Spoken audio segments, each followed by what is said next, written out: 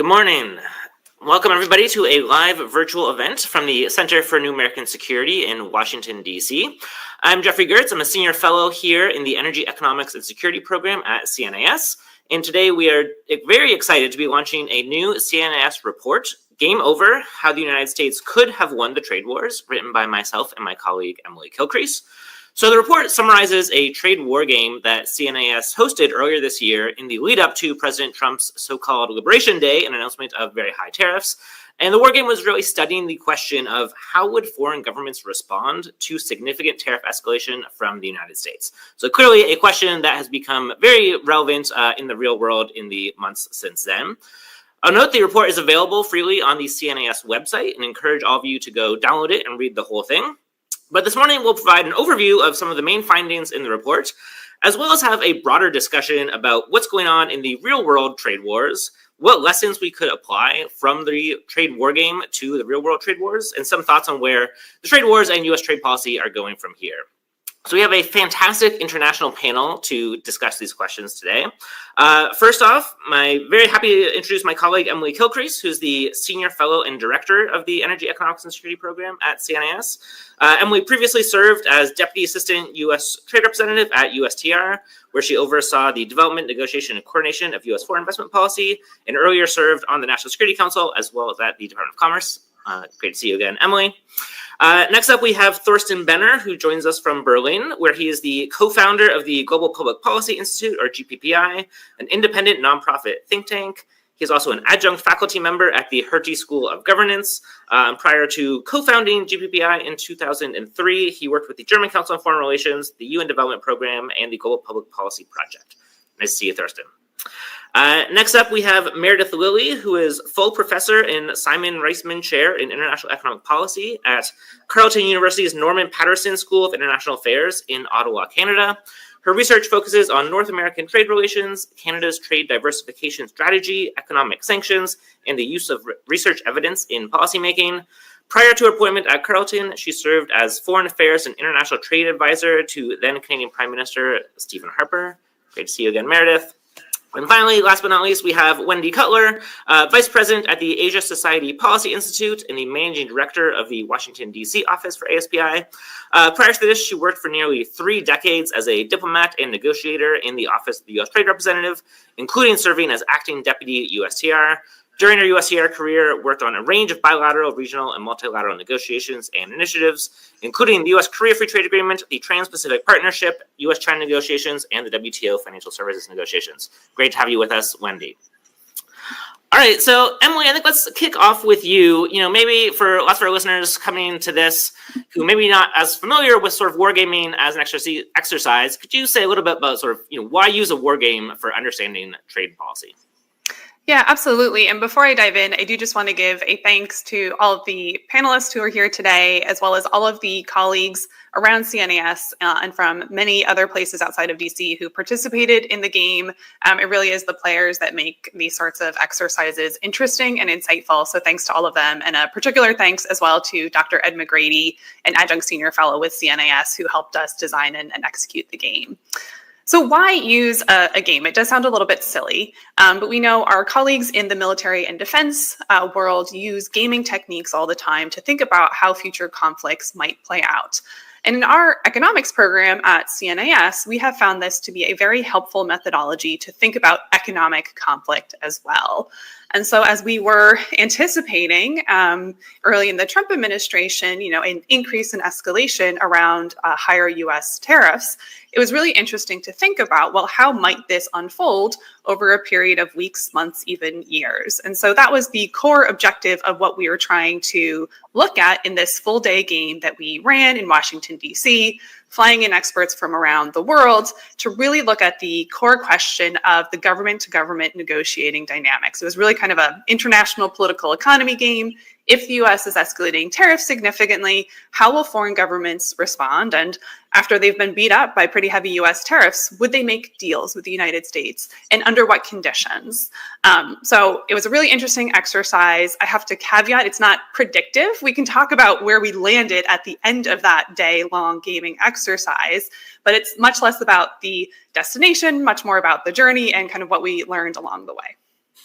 Great, wonderful, thanks, Emily. So, maybe picking up on that question of sort of the journey, you mentioned we sort of ran this game before so-called Liberation Day, so before we were really in the thick of the trade wars, though obviously there had been a few trade war volleys at that point back in late March. But could you kind of talk us through a little bit, what was the scenario the game imagined? What was the kind of game that was playing out here? Yeah, so we were trying to mimic and anticipate the real world tariff events to the extent that we could.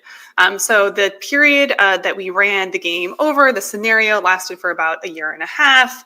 We had a U.S. team that was instructed to use heavy U.S. tariffs. Over the course of the scenario, we were also trying to throw in a bunch of distractions or provocations that might throw the trade talks off track. So, for example, we were throwing in security provocations and the like to see how that would potentially complicate or thwart dynamics. And so it was running from hypothesized at that time, Liberation Day, through a period of a year and a half to try to get to a point where we were just before the U.S. midterms and our political system next year. Great. And maybe kind of wrap up here, what were sort of some of the major takeaways from the game? Kind of where did it land? What were the most interesting things for you from running the game? Yeah, so there's 4 key insights that we identified in terms of how the government-to-government negotiations might unfold. Obviously, there's a lot more detail in the report, which folks should go ahead and look at if they're interested. But the first insight from the gameplay was that economic gravity is hard to fight. Even if the U.S. is being quite problematic in terms of raising tariffs, the strength of the U.S. market, the opportunity in the U.S. market is simply too attractive for most other trading partners to just ignore. They will try to find some sort of accommodation with the United States if they can. And so I do think the Trump administration has accurately identified the fact that the size and scale and attractiveness of the U.S. market does give them some leverage. Now, we can talk about what they're using that leverage for. We can talk about specifically China, where I think they've run into some more challenges with exploiting that leverage. But at the end of the day, economic gravity is a real thing that foreign governments have to contend with. They have to deal with the United States. A second key finding is that foreign governments can be fairly adept at de-escalating other issues if they need to be in order to keep the trade talks on track. This is something that we saw come out in the gameplay where, particularly for those countries where their economic survival depends on maintaining a trading relationship with the United States, they're able to be quite skilled in compartmentalizing issues, trying to de-escalate in other areas in order to keep the trade talks on track. Again, we can get into kind of this mix of economic and security issues and the ongoing real world trade wars, because that is a very new and kind of interesting dynamic. But what we saw in the game was that players were able to quite adeptly try to manage multiple issues in the relationship with the US team at once. The third finding was that when the teams were able to negotiate successful deals with the US team, it was when they were thinking broadly beyond just tariffs. So we saw economic packages that included tariffs, non-tariff regulatory barriers, certainly purchase commitments, investment commitments. And so country teams were thinking holistically about all of the economic issues that might be appealing to the US team, as well as kind of the broader political context. So that deal space had expanded, and that's what, in the game at least, was able to facilitate some successful deal making. The last highlight that I'll point out, I think this one is quite interesting when we think about how it's comparing to the real world, is the China dynamic. There's certainly a kind of a rhetoric out there that everything the US is doing right now is just a gift to China. But what we saw in the game was that other country teams, so we're talking about the EU team, the North America team, a lot of the other country teams, even when they were having a hard time dealing with the US team, they didn't automatically swing to the China team in order to diversify their trade away from the US market. They oftentimes would try to diversify with each other. So we saw a lot of activity and negotiation with Canada trying to work with the EU team, for example.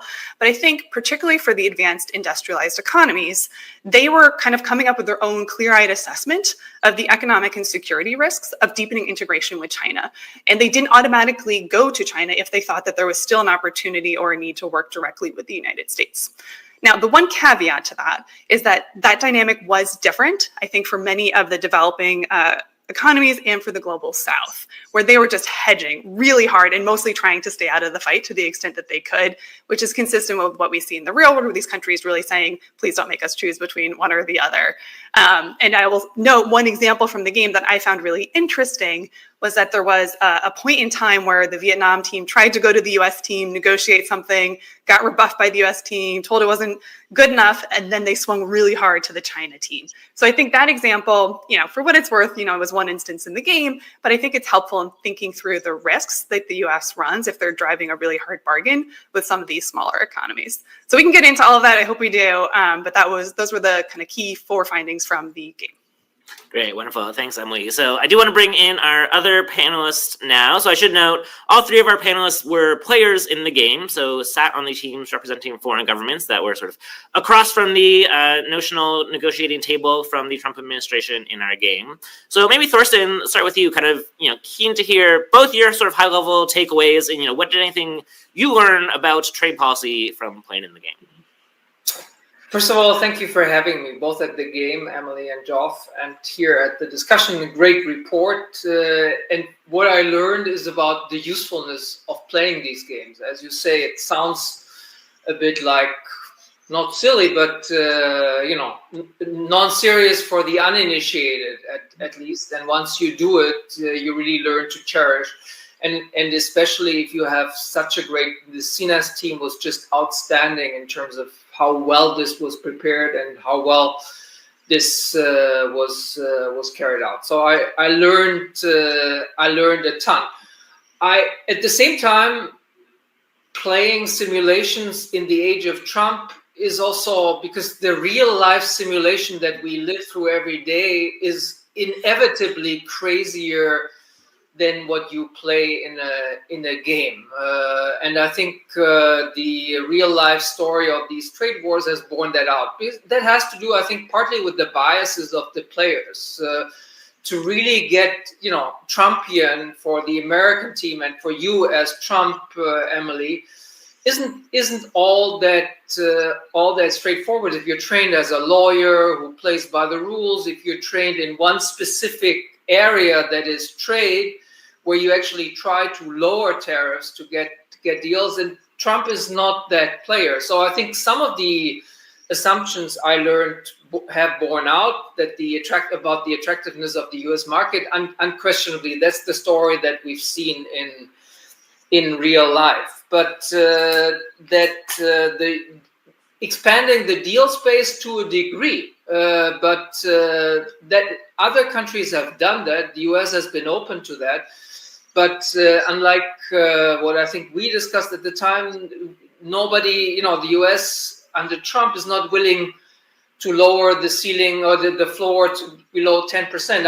I don't think, I think some of the U.S. players were happy with 0 for 0 if they got a lot of other goodies, and I think we discounted the degree to which Trump just wants this as a revenue source and is not willing to go below that. I think we also overestimated the kind of countering China, the consistency in the way the U.S. plays this. We can go into greater depth, but I don't think we see with any sort of degree of consistency right now in the real Trump policies. Look at what he's doing with India, for example, which is not exactly what we foresaw in that. And we'll get into the EU a little bit, but I think this kind of willingness to de-escalate on security issues for getting to a deal on economic issues, maybe it's the other way around with Europe, that we actually, unhappily caved on security on the trade war in order to not have an escalation touching the security relationship. Yeah, super interesting. And again, we will get into that further in a moment. But first, Meredith, maybe pull you in here. Kind of, what was your experience playing sort of on the Team Canada here, and how has that reflected what's happened in the months since the game? Sure, thanks very much, and I echo Thorsten's comments that I had a lot of fun, and it was interesting and a great exercise. I think so. At the time that the game took place, there was actually quite a lot of aggressive rhetoric from the White House at that time, making Canada the 51st state. Really quite aggressive claims about the border. And so during the game, I think one of the things that we saw playing out is that Team USA kind of seemed impatient with Canada, that we weren't just accepting the premise of the tariffs on face value and the premise of the threats around the border. And I think the sense that I got is that they really wanted both Canada and Mexico to just sort of get with the program, and what can you do? What can you offer the United States to address this very real and serious issue? And while I'm not downplaying the issues that are in the United States, the extent to which Canada is responsible for those remains something that's like a live debate in our country. And so I think in the game, we kind of experienced this loss of momentum with Team North America initially, where we adopted very much a wait and see approach. And what we saw is other countries were kind of running towards the United States to try and get a deal in certain ways. And so as I reflect on that and what's happened since then, I think that there is this continuing impatience with Canada in the United States, and that it actually does go beyond the White House. And so that's something that I kind of watch carefully. And, I think I've seen that countries like the UK and the EU have come to the US with these very pragmatic deal-making intentions. And what you've seen from Canada since is we're still quite hedging and indignation perhaps about making unilateral concessions that violate USMCA from our perspective. And in exchange, all we get is higher tariffs. And none of that really seems like a very good deal for us. I think one of the ways that I was a bit surprised by the game, and perhaps Thorsten expressed this as well, is that I did feel like the American negotiators in the game were actually acting in good faith and were interested in achieving outcomes that benefited both sides. You do this, we'll do this, great, everyone's happy. And I think that's, and we also saw that on the China piece, where there seemed to be this real and genuine interest, both in the game and also in the margins of the game and the conversations that I was having with other players, that there was a genuine interest by Team USA in cooperating with other countries on China. Those aren't things that I think that we see in daily life with the Trump administration. I think instead we see a bit of a multi-front trade war with friend and foe alike. And so perhaps that's part of the reason that the game resulted in success all around, or at least some successes in a way that I'm not sure we're seeing, at least from the perspective of Canada, in reality today. Great, thanks, Meredith. Yeah, I do think there's a kind of common theme running throughout this that, we saw both in the game and the real life that U.S. has a lot of leverage in these trade wars, but sort of to what ends is it trying to put those leverage is maybe a big open question we'll come back to. So Wendy, I'd love to kind of pull you in here. Can you share sort of your reflections on the game, maybe thoughts on sort of how what happened in the game has or has not mirrored what we've seen in real life? Again, particularly kind of thinking through the flurry of trade deals we've seen in the Asian region over the last few weeks. Sure. And like others, it's really my pleasure and delight to join all of you. And I really enjoyed being a participant in our actual trade war game. But I must say, it feels like years ago that, every day since then has been just a long day in the trade world. In terms of just this leverage point, I couldn't agree more with Emily that the determination of countries to retain or improve access to the U.S. market has been a huge motivating factor, right? And has led countries not to walk away, for the most part, from these negotiations. But I think another point of leverage is Trump's unpredictability and a fear from trading partners that even if they were to retaliate, he will counter-retaliate, and then we will spiral into kind of a full-fledged trade war. And so when I observe what's happened over the past 90 days, you haven't really seen many countries threaten retaliation, putting China aside, which has retaliated.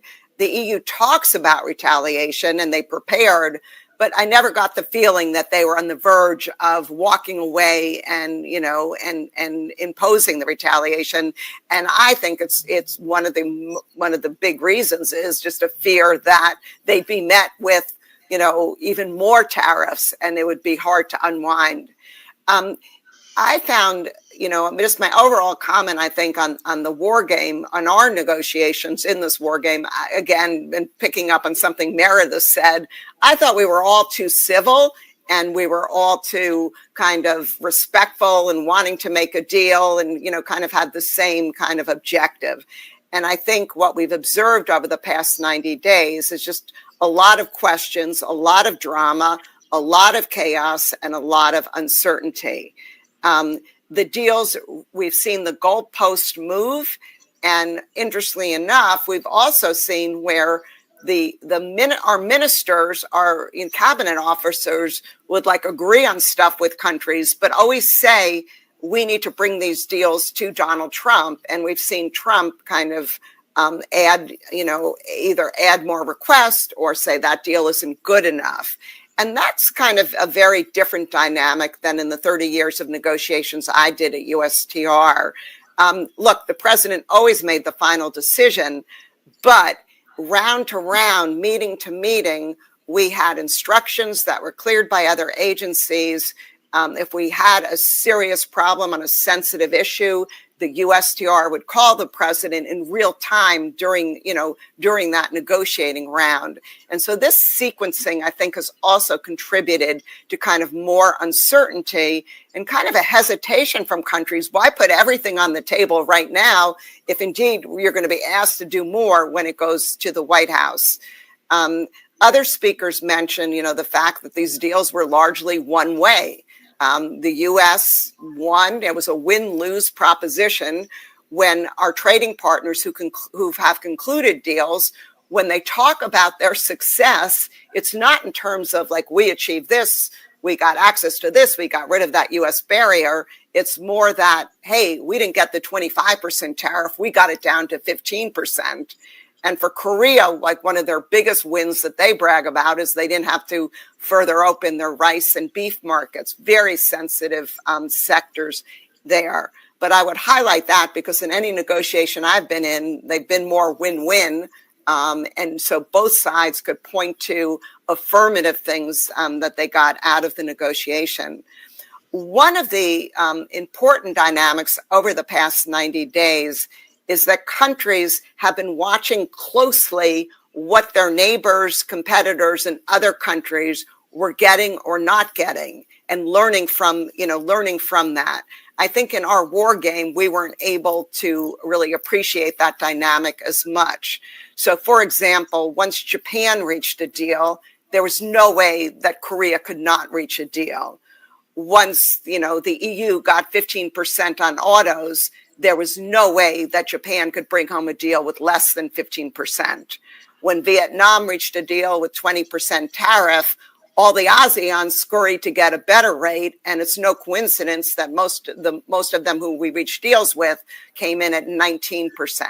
So I think that dynamic has been very important, and while I appreciated it, I think over the 90 days, I think that has really led to a lot of deals being concluded towards the end. And maybe I'll just conclude with one thing that has just surprised me as a longtime trade person about these negotiations. And that is, not only was the U.S. willing to violate its WTO obligations and FTA obligations in these negotiations, and I fully expected that, and I understand why they did.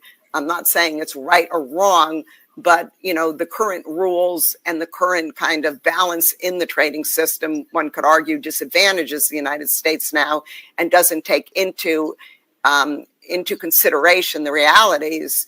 But other countries, particularly the EU, in agreeing with the United States, basically violated its WTO obligations as well, as far as I can tell. And that to me was just a dynamic I wasn't expecting. I thought a number of countries would walk away from these deals saying that, if you want to violate the WTO, that's one thing. We're not prepared to do so. Great. Thanks so much, Wendy. Yeah, tons in there on future of the WTO, the sort of competitive dynamics among the different countries negotiating with the U.S. And yeah, sort of also, like you, very struck by the fact that, we have not seen a lot of proud press releases or statements coming out from our negotiating partners negotiating deals with the U.S. We see a lot of kind of flashy language from the White House and kind of silence, if anything, from negotiating partners. I'm going to go back to Emily in a moment. First, do want to remind our audience that is listening, we would love to bring your questions into this as well. So please do join the conversation. So you can go to cnas.org/live and use the chat box, or on Twitter, on X, use the hashtag CNAS2025. And we'll kind of weave those conversations and comments into the discussion as we go. So Emily, I do want to go a bit deeper maybe on the sort of US-China dynamic. So sort of mentioned briefly, Wendy was talking about, we haven't seen many countries retaliate, but the one that really did was China. And we did have this sort of, spiraling escalation, sort of tariffs rapidly coming up and then coming back down. So I think, in the game, we had a superficial US-China deal, but didn't really kind of resolve any of the kind of longer term tensions in that economic relationship. Curious your thoughts on sort of how is the Trump administration approaching the China trade relationship? Do you think there's any prospects for a kind of bigger, longer term deal here? Yeah, so I'm personally skeptical about kind of how, the possibility of a grand bargain between the U.S. and China. Now, clearly, that's something the Trump administration is pushing for, and they're making all sorts of efforts at this point to, lay a kind of positive foundation for that relationship right now. And we could talk about, negotiating away export controls, or, the reporting that the White House has discouraged Taiwanese President Lai from doing a transit visit, right? Like, there's all sorts of things that typically a U.S. administration would not do that this administration has done in order to try to get to that summit between Presidents Trump and Xi. But the question is, well, what could a deal look like there, right? One interesting thing about this dynamic that we saw play out in the game was the impact of the effort by the U.S. to get a deal with China, kind of how that kind of has a ripple effect through all of the other negotiations. So how this played out in our game was that, kind of midway through, the U.S. team was taking a tough stance on China, and then in my role as President Trump, issued a post on Truth Social that said, actually, no, I want to deal with China now. And so all the negotiators literally froze, went back to the rooms, got new instructions. And then all of the counter-China initiatives that the U.S. had been working on with other country teams just froze. Like, no country team really wanted to think seriously about de-risking from China if the U.S. was no longer pushing that effort. Like, no other country team wanted to be left holding the bag, so to speak, when it came to de-risking from China if the U.S. wasn't going to be leading on that. And so I do think it's an important question about how much that's going to play out in the real world right now, as the U.S. is really moving forward hard on pursuing a deal with China. They are showing more willingness to negotiate over things like export controls, where traditionally the U.S. has said, that's not something we negotiate over. We don't negotiate with China on national security matters. And so if I'm, for example, Japan and the Netherlands, who's been on the receiving end of a lot of U.S. asks on things like export controls over the past couple of years in critical sectors like semiconductors, all of a sudden I'm really questioning, what the U.S. strategy is. And if there's going to be an ask of those sorts of countries on things like export controls or any sort of de-risking effort, I do think they have to ask kind of how durable the U.S. position is going to be on these issues. Great. Wendy, just maybe kind of briefly come back to you. I know you've spent a lot of time thinking about U.S.-China dynamics, sort of sitting across the negotiating table from your Chinese counterparts during your time at USTR. Kind of what are your thoughts on how this administration has been focusing on China? Yeah, so I just feel like the policy is a work in progress because there's so many conflicting steps being taken. Emily just highlighted this kind of a softer approach now in the lead up of any possible meeting between President Trump and President Xi, including, you were very diplomatic, Emily, but I would just say, telling the Taiwan president, you're not going to come transit right now through our country. And also, the fact there's no trade deal with Taiwan, part of me thinks that is because they don't want to take that risk and announce it in case China pushes back. And, we've seen other steps along those lines. But at the same time, we've seen the, high tariffs against China. We've seen the de minimis threshold being lifted, which Chinese companies have benefited from. We've seen very tough action under the shipbuilding Section 301 petition. And so, it's kind of, again, a policy is a work in progress. Although I think now for the coming months, in the lead up to the APEC meeting in Korea, where if the president is going to go to China, it'd likely be around that event, we'll probably see a push for some type of deal with China, but there's not a lot of time to do one. So my view would be like, if there's going to be some kind of deal, it's really going to be of a commercial nature, including big purchases by China. And maybe the president would take some CEOs with him and there'd be some new business deals announced. But the type of deal we saw during Trump 1.0 that Ambassador Lighthizer led, the phase one deal, which was about 50, 60 pages, including not only purchases, which everyone focused on, but frankly, a lot of rules-based chapters. I just don't see the interest in that this time around. I could be wrong. Secretary Besson does talk about the need to deal with structural problems like excess capacity and stimulating Chinese domestic demand. But I've learned through the years that these structural issues, while valuable to go after, it takes a long time to yield results. And so they should be accompanied by other more immediate measures as well. Yeah, definitely. Pushing a rock up a hill trying to get progress on those Chinese structural issues, I think is one way to put it. So Thorsten, maybe kind of go back over to you here. That we had this US-EU trade deal announced last week. I think, as you kind of alluded to, been lots of criticism in the press, particularly in the European press, of sort of how bad Europe did in those negotiations, maybe we could say. Could you unpack for us a little bit, kind of, why do you think we got to this position? I think you said a moment ago that Europe kind of unhappily caved in its kind of negotiations with the U.S. administration here. I saw just today, again, they're sort of, putting off any retaliation for at least the medium term. Kind of, what are the negotiating dynamics that led to that rather one-sided deal? Yeah, it begs some explaining, because we signed something that is reminiscent of the unequal treaties China was forced to sign in the 19th century in terms of the lopsided nature of what we did sign. But I think you can only explain this not by the lack of cards to play. I mean, we have beautiful analysis by Tobias Gerke from ECFR, also a player in our game in terms of all the cards Europe could have played economically. That's fine. We could have even risked trade escalation but I think the very simple explanation is our vulnerability on the security front, and Europe needed to play a consistent game.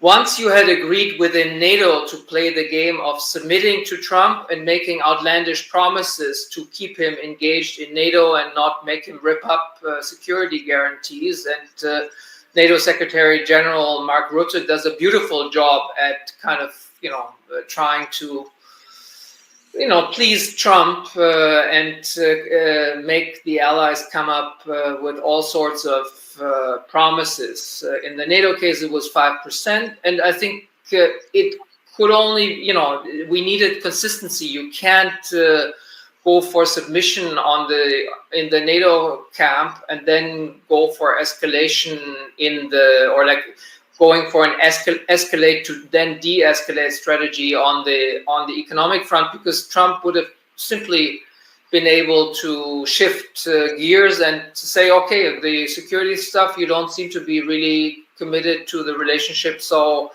I'll rip this up. And with a live war on our doorstep in the middle of Europe, I think is too much of I think European countries were divided to begin with in terms of, I think the French side was more willing to escalate. The German side, also quite interestingly, toward the end of the negotiation, was really furious about Trump having ripped up the interim agreement they had achieved, and were considering, not achieving a deal, going with the 30%, coming up with countermeasures, and so on. But I think in the end, once von der Leyen went to the private estate of Trump in Scotland and did the final round of negotiation, I think that's the best I think Europe could hope for. The details of which are unclear, and I think it's it's a lopsided thing. But let's also take,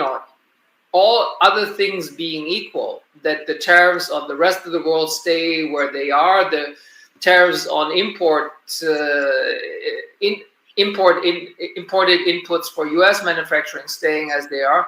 It may not turn out to be a catastrophic deal for Europe. It doesn't give any certainty to Europe. That's the problem. But I think the bottom line, and I think Europeans shouldn't kind of berate the Commission for signing this deal. They did this on behalf of member states prioritizing security. And we shouldn't lose sight, and circling back to the China issue, I think China's challenge for the European industrial base is much more fundamental than the challenge posed by Trump, because the US industry players won't be a problem for Europe on third markets. And we'll have some issues on the US market, and it will be painful for some, especially if we don't get to a deal with quotas on steel and aluminum. But some of these details are still up in the air. But we shouldn't lose sight of the fact that I do think China is, the competition from authoritarian state capitalism is a much more fundamental challenge to Europe's industrial base. And we're in the unenviable position to need to, we need to de-risk against, from both China and the US at the same point, because I don't think it's very realistic to achieve a lot of kind of common ground with the administration right now on China policy, where they would give us something. Maybe these quota on steel and aluminum, but I don't see much more right now in the offing. I might be wrong. I hope to be wrong, but it doesn't seem to be the consistent policy of Trump to get allies on board with his China strategy. Yeah.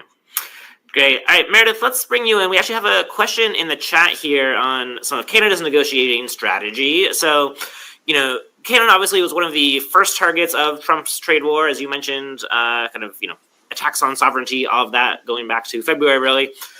We saw Canada kind of fall out of the crosshairs for a little bit. We did see last Friday in the new tariff announcements that there was a 35% tariff on Canada, but with the very important caveat that goods covered under USMCA, the North American Regional Trade Agreements, will be exempt from that tariff. So, curious sort of generally your view from Ottawa on sort of, how is Canada positioned at the moment? And again, there's a specific question here from Mara that asks, does Canada really sort of not see a lot of reason to negotiate with the United States right now, given the USMCA carve-out, unless the US actually moves on aluminum tariffs and the kind of importance of aluminum and steel for the auto manufacturing industry? Is that where the negotiations are really going to focus on North America? Okay, yeah, there's a few things in there. So, I think that things did quiet down, at least initially in the early days of Prime Minister Carney having been elected and kind of resetting relations, I think, with Canada. I also don't think that has lasted very long. So while it's not making headlines, I think there's actually a lot of very quiet frustration on both sides. Some of that comes from certainly the 50% tariffs on steel and aluminum, although there's a difference there. The 50% tariff on aluminum really is hurting U.S. firms. The United States can't meet its own aluminum demand. It needs to buy it from Canada, and so Americans are going to pay 50% more for that privilege, and that's not going to go away anytime soon unless American firms push on the U.S. side. So we actually have less of an urgency about dealing with that piece of it. But the 50% on steel, I think, really is biting. And jobs are being lost. The domestic steel firms is seeking a bailout. So there's some real, I think, genuine challenges there.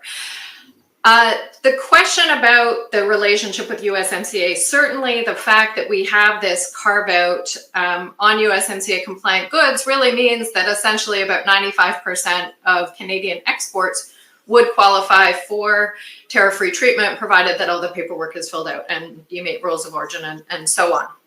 And so in many ways that puts both Canada as well as Mexico in quite an enviable position relative to other countries, because the overall tariff rate is quite a bit lower than the 15% that most other countries are experiencing. So that is certainly important. Now, I don't think that Canada is just kind of down tools as a result of that, because I think there's a genuine concern about whether the USMCA carve-out will remain in effect if negotiations don't continue. And so we are, I think, stuck a little bit between a rock and a hard place on these issues at the moment. It's causing a lot of problems domestically. The perception that the government is going to be in a position of negotiating for some sectors against others in the Canadian economy. There will be winners and losers, and this will sort of be decided between governments, and that always creates a lot of problems. So there are real challenges there, but I'm optimistic that continuing negotiations on USMCA will be important. The deal has actually become more important moving forward now that this carve-out exists, because certainly a 35% or a 25% tariff is not manageable across the entire economy. And so the deal, despite the fact that it's being violated, has become more important than ever. Maybe I'll just kind of pick up on that a little bit, Butchie. So, obviously we have these sort of near-term negotiations going on the sort of 25%, 30% tariffs. There's also in the background this idea of sort of, are we going to have a sort of full renegotiation of USMCA, something that the Trump administration has sort of talked about in various kind of points of time up until now. Kind of, what's your thought on doing that, a real renegotiation of a sort of full trade agreement, sort of beyond just these sort of short little one-page statement of agreements that have been negotiated so far? Yeah, well, I think we get a few hints. One hint that really has me concerned is that the Trump administration has made very clear signals that it's not looking to start that negotiation really until next year. And so that means to me that they intend to let the July 1st, 2026 deadline come and go, which puts us into a world of annual renegotiations, which is an outcome that those of us that care about USMCA and its continuation really wanted to see a continuation signed on July 1st, 2026, not the beginning of a renegotiation around that time. But we know that the Trump administration is going through the congressional processes right now, doing the consultations and all of that, which is positive, which tells me that it intends to advance that. Signals that I have, though, from the States is that there is not a desire on the U.S. side to seek trade promotion authority, and that likely wouldn't be effective or achieved. And so without that, the U.S. is kind of constrained in how broad that renegotiation can get. One of the concerns that I have is that I've heard from various people in the U.S. that the United States, while it may not seek trade promotion authority for a broad renegotiation, there's nothing stopping Canada and Mexico from just preemptively offering all kinds of goodies to the United States in order to keep things happy. That worries me, because if that is the desire, that we're just going to offer the moon in exchange for continued market access, and if that's an expectation, given how prone to reversal of his positions the president can be, we could see ourselves in hot water. Yeah, tricky negotiating context there for sure. All right, a reminder to everybody listening to please send in your questions. Again, go to cnas.org/live and use the chat box, or on X or Twitter at hashtag CNAS2025. So we have a question here from Bradley from LexisNexis. So Bradley knows that we've talked about multiple deals have been struck, but do we think any of these will stick and end up being real substantial agreements, or do you expect continuous trade tensions and talks throughout the administration? So kind of welcome anyone to think on that, but Emily, maybe kick us off on that question. Yeah, I mean, this is a fantastic question, one that we're all focused on right now. I mean, in theory, these kind of handshake political deals that have been struck over the recent weeks could then transition to more of a technical process where you start implementing some of these vague commitments and you move it towards a more regular order kind of rules-based approach. I would love to see things move in that direction, but candidly, we talk about this in the report where we end on a somewhat more pessimistic note, which is that there is a fundamental question about whether the Trump administration is committed to rules-based trade. And I'm not even talking about the WTO, like forget the WTO for this perspective, right? Like that's not even the conversation that we're having. It's a really more of a question of whether they will agree to binding rules with trading partners that would constrain future tariff threats or actions. And if you look at the evidence to date, like it's hard to see, or it's hard to argue that the Trump administration will, sign all these framework agreements and then just put their tools down and say, we're done doing tariffs and we're going to kind of just move on and things will be much more calm from here on out. And so I think it is a real question about the durability of these deals, and particularly if there's something that happens in one of these trading partners that is problematic from a broader foreign policy perspective, or is just something else that the Trump administration doesn't like, will they jack up the tariffs again? I do think that is a real risk.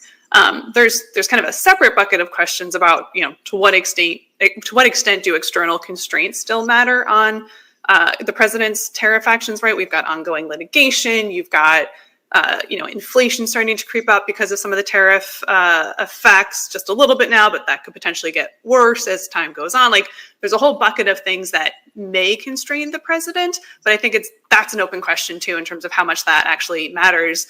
What we saw last week was that essentially Liberation Day 2.0, right? Like it doesn't seem to be constrained that much by those factors to date. So I do think that while it is helpful and positive that there is sort of a detente based on some of these framework agreements for the time being, I don't think anyone should feel like a great sense of comfort that these are really going to be necessarily in place for the next 3 years. Great. Wendy, Thorsten, any thoughts on kind of whether these will stick? Yeah, I mean, I agree with Emily. I think these deals are very fragile. And, on one hand, I think it's really important to kind of memorialize these deals in writing so both sides are very clear about what they've agreed upon.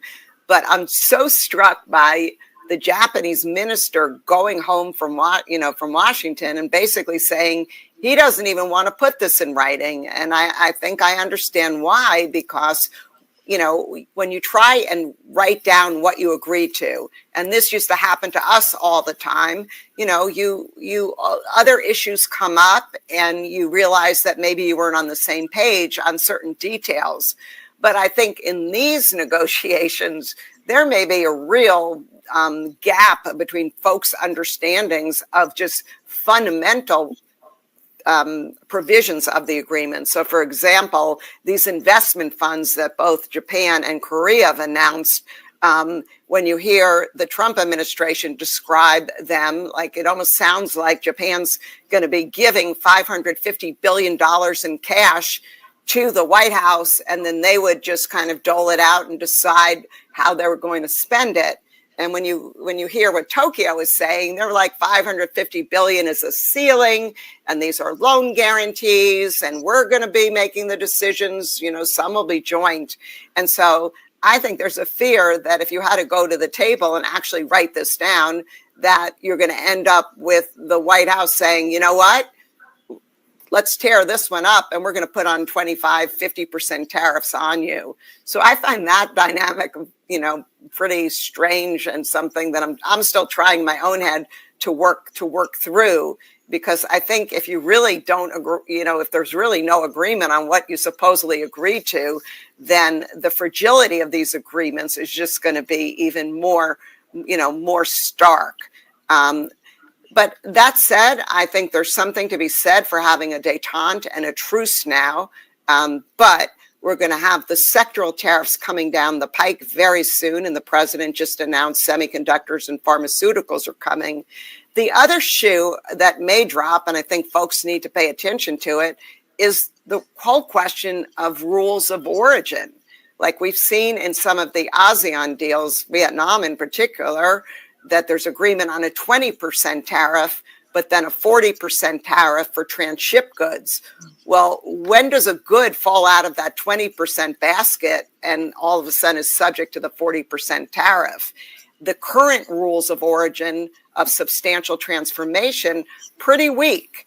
And so I think that we may see either the administration negotiating individually with countries, and they've said with Indonesia they're going to do that, or they may just announce for all products or for most products going forward, we're going to require at least 60% local content and no Chinese content.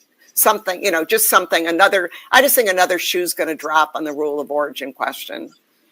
Yeah, definitely. Yeah, jump in, Meredith, please do. Sorry, can I just add, I think also, everything Wendy said, I totally agree with, but on top of that, when you remember that trade is done by firms and not done by governments, you've got, this big picture of what the governments have supposedly agreed to, and there isn't a lot of clarity on it. Well, firms are asking very clear questions like rule of origin and transshipment and those kinds of things. And so until there is words written in black and white in text, you're going to see hesitation on the part of firms. They're not going to go running into the United States without understanding better what they're getting in return. And so I think we're going to come to a moment where the rubber's going to hit the road, and you're not going to see these promises of investment turn into real investment, and you're not going to see a doubling down on improving trade until there's stability and certainty for the firms that actually trade. Yeah, and Meredith, I would just underscore what you just said too. The purchase agreements too, like some governments can buy, the fighter jets, but some of this other stuff, it's got to be purchased by private companies. And I think the EU has already just kind of walked away a bit from their mega billion-dollar commitment, saying, well, those will be, our companies are the ones who are going to have to pony up here. And I think those commitments are going to be kind of a work in progress for the next 3.5 years as well. Yeah, I just add that. I think it was Secretary Bessent in the Japan context saying that, the Trump view was they were going to be sort of every 3 months looking at, is Japan meeting the terms of the agreement, and doing kind of quarterly reviews of if Japan's meeting the agreement. As you've both said, without clarity on what is actually in the agreement, is going to be very interesting to see how that goes. Meredith was just saying how difficult 1 year annual reviews for USMCA will be. I think the quarterly reviews, it could be even worse and even more uncertainty. I did want to go back to something Wendy mentioned earlier, which is a little bit sort of, what does all of this mean for the future of the WTO and a rules-based trading system? So, Emily, Wendy, and I are sitting in DC, a country that, for better or for worse, has kind of turned away from WTO for a fair bit and probably is not too plussed about kind of what all this means for the WTO. But, Thurston and Meredith, you are both in capitals of countries that have really invested a fair bit into the WTO and really kind of view WTO as being kind of central to the global trading system and kind of putting a lot of effort to hold it up. How is sort of this question being debated in Europe, in Canada, and how much kind of existential worries are there about the future of the WTO? If you want to kick that off. Maybe I'll start because I'm on the receiving end of foreign governments coming to Canada with some regularity now, suggesting that perhaps Canada is not abiding by the rules in the way that we were once seen. And so there's a bit of a disconnect between the way Canada sees ourselves, which is this is very, good participant in rules-based trade. We're part of the Ottawa group, where, the alternative dispute settlement system and the WTO and all of that. But at the same time, our exposure to the United States means that we are seeing some protectionist contagion taking hold here. And so we have made some announcements about procurement of government projects that involve steel and aluminum, and who gets to participate depends on whether you have a trade agreement with us. And so there are eyebrows being raised right now in Canada about our adherence to rules that we have always participated in, as I think in good faith. And now there's a question about whether we can be counted on because of our very high exposure to the United States. And so we're kind of grappling with that a little bit ourselves. Thurston? No, look, part of the price tag the EU pays for this agreement is to look hypocritical in the eyes of others when we say we're the guardians of the rules-based international order. And but I think maybe it's about time to get real on this to begin with, because the tensions were there before we submitted to this unequal treaty. And the tensions don't just come from from the US. They partly come from the US, as you can see that we signed this agreement, but they partly also come from, thinking about how to come to terms with the fact that we have a huge economy in the middle of the WTO that we thought would move into a more market-based direction, but has done exactly the opposite. And it's almost like an anti-systemic force in the middle of the WTO. And for Germany, that worked out for a long time, as long as we had a complementary relationship with China. But for both Germany and the whole of the EU, our deficit is widening. Our core economies are being targeted, and I think that has long led to a rethink whether you need to kind of at least stretch what is possible within WTO rules, or to go to a philosophy within the WTO as long as we can, but beyond the WTO if we must, to protect our interests against China.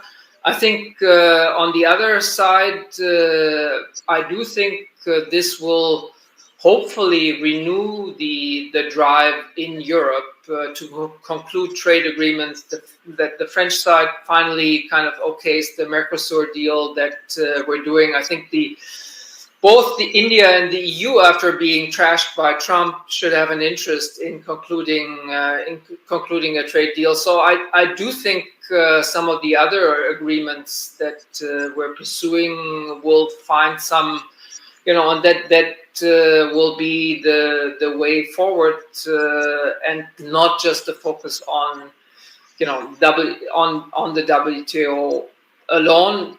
I agree. We look, Europe looks pretty hypocritical on that front. But then again, many developing countries in Africa didn't look benignly on Europe just because we stuck by the WTO rules. They felt shortchanged anyway and didn't think it gave them anything. So I think many of our biggest critics are not mourning this, or they just say, that doesn't make a difference now. It's, we want market access and give us that market access, and we don't care about the WTO rules that much. I mean, we care about what we get for our economic interests.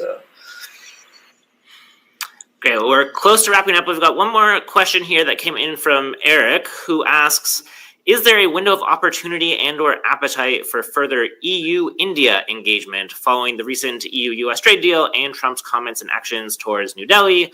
Obviously, India is one of the sort of few countries that has, not reached a deal yet with the administration. We've seen kind of 25% tariffs and the threats of even higher tariffs tied to purchases of Russian oil.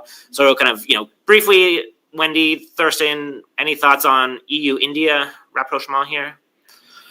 Well, one thing I've learned in this new world, you can't rule anything out. And some of these trade deals or negotiations that looked impossible 6 months, a year ago, countries are revisiting. I mean, I found really interesting the EU overture with the CPTPP countries. I don't think the EU is going to join the CPTPP, but I think we're going to see more integration there. And I think we may see like a Korea or other countries express interest in joining the CPTPP. So yes, again, EU, India may be back on the table. But, I'm one who's still from that old school where negotiating with India is just, through my entire career, has been such a heavy lift. And even though some of my closest colleagues were telling me, no, this time it's different. India's really going to, come through.